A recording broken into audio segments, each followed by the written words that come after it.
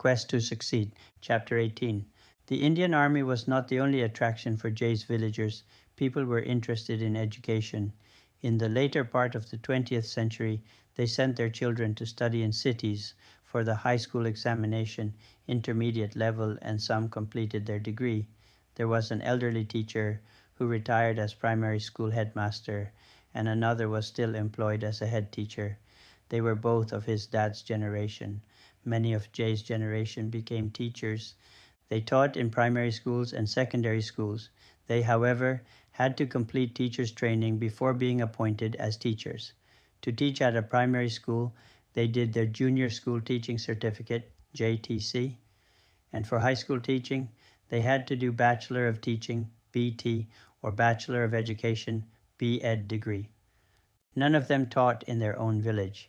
They used to teach in other villages and in the nearby towns. At one stage, Jay's brother Nakul was offered a teaching job as soon as he passed his intermediate examination.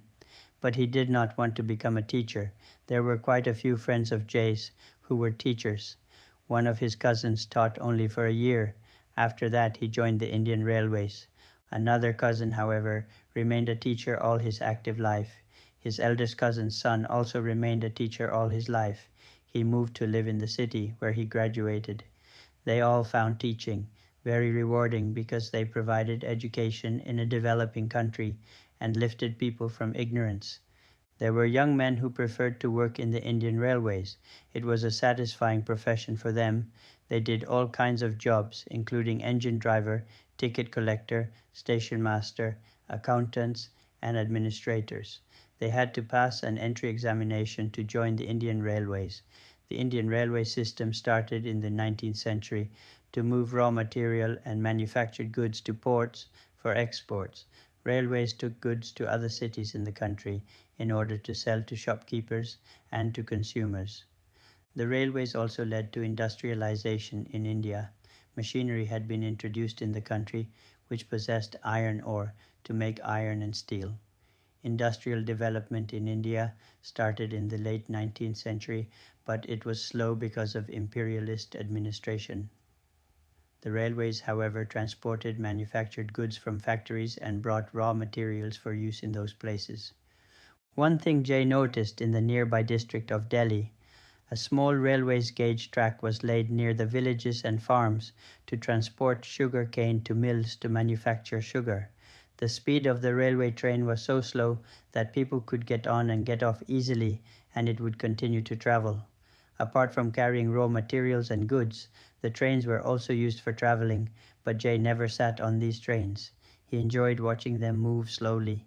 After 1950, emphasis was laid on comfort for passengers.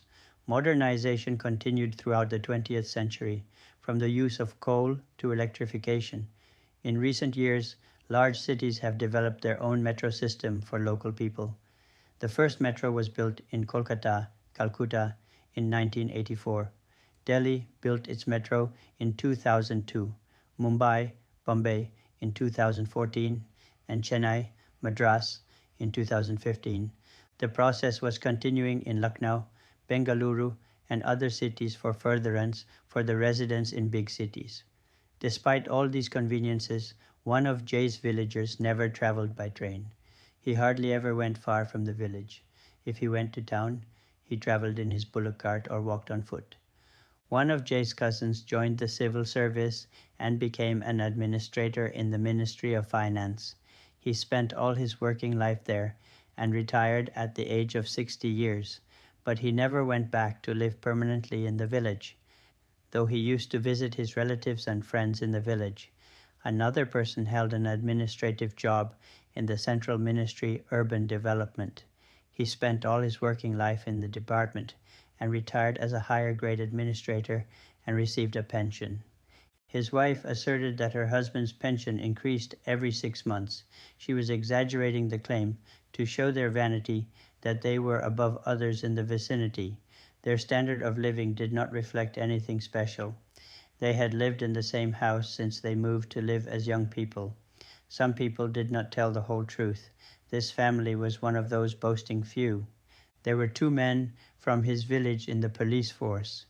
One of them was the son of the retired headmaster, and another was a friend of Nakul's.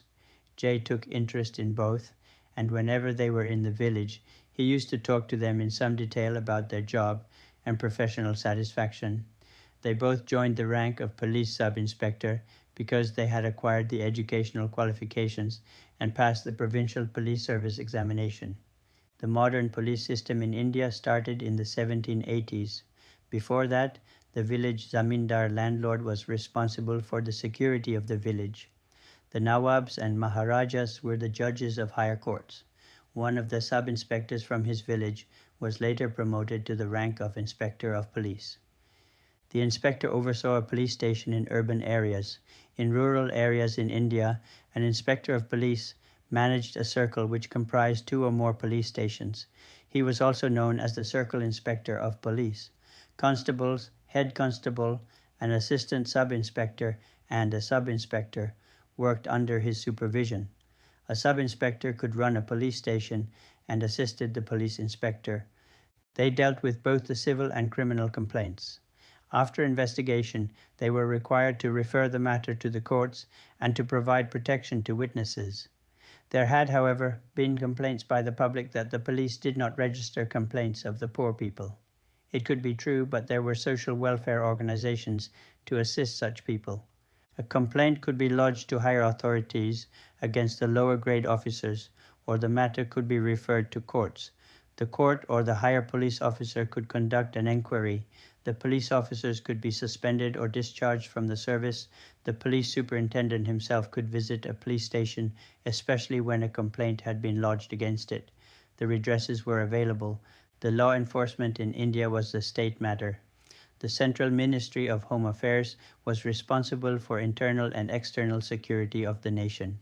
There were 2 types of services, the Indian Police Service, IPS, and the State Police Service, SPS.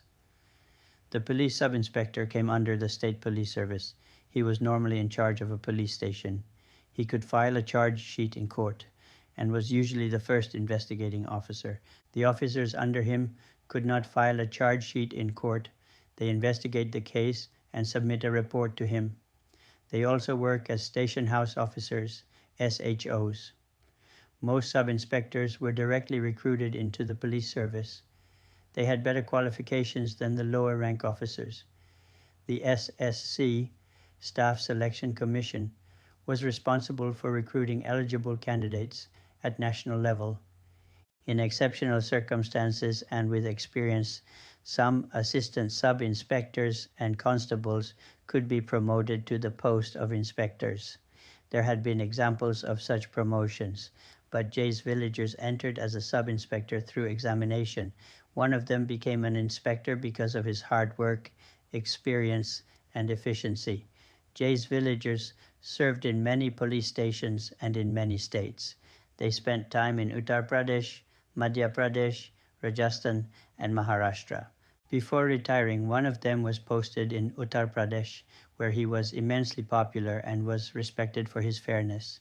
He used to talk to Jay whenever they both were in the village at the same time. He suggested to Jay that he should study for a master's degree after graduation and also take a law degree. He should practice as a lawyer in a court and later become a politician. Jay, nevertheless, decided to become a teacher instead. India was an agricultural nation, but due to pressure of population on land and lack of opportunities in villages, people started to move out of the villages to cities in search of employment. This mobility introduced social and economic challenges among the village people, including Jay's villagers. A substantial number of residents moved to cities and started new types of jobs. From Jay's village, a family moved to live in Mumbai to work in textile factories. Delhi also had textile industry. Many people from his village worked there. They were in cotton textiles. They used to make several types of cloth from a variety of cotton. Some of the Indian cotton was not of high quality. The Indian textile industrialists imported high-quality cotton from Egypt. Indian cotton cloth had been famous in the world from the ancient times. Modern cotton mills in India started in 1830, when the first mill was built in Surat, Gujarat. Mills had, however, existed in the Middle Ages and in ancient times. In the Mauryan times, 300 BC, 500 workers were employed in a factory. Muslin was used to make clothes for the gentry. A muslin cloth was displayed at the Great London Exhibition in 1857, which weighed 3 ounces and 2 pennyweight.